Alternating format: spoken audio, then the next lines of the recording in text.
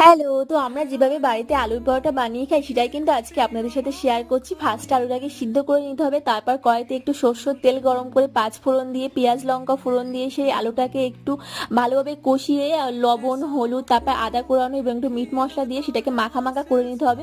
আর এদিকে ময়দাটাকে ভালোভাবে ময়ান দিয়ে রাখতে হবে প্রায় 1-1.5 ঘন্টার মতন। তারপর সেটাকে লেচি আকারে বেলে তার মধ্যে কিন্তু পুরটাকে ভরে এভাবে চাই সাইডে একটু চেপে চেপে দিতে হবে, না হলে কি হয় বেলার সময় সেটা বার হয়ে যায়। তো সেদিকে কিন্তু অবশ্যই খেয়াল রাখতে হবে। তারপর ওদিকে একটা চাটুই গরম করে রুটিটাকে কিন্তু দিয়ে এপিট ওপিট ভালোভাবে একটু ছেঁকে নিতে হবে।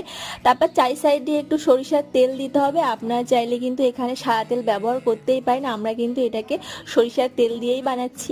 তো দেখতেই পাচ্ছেন কিন্তু কি সুন্দর সুন্দর ফুলছে, প্রত্যেকটা সুন্দর সুন্দর ফুলেছে, কি দেখে লোভ লাগছে। তো খেতেও কিন্তু দুর্দান্ত হয়েছিল। আপনারা চাইলে বাড়িতে এটা অবশ্যই বানিয়ে দেখতে পারেন, খুব সুন্দর হয় কিন্তু খেতে। তারপর এটা পেঁয়াজ লঙ্কা দিয়ে সার্ভ করুন। বাই।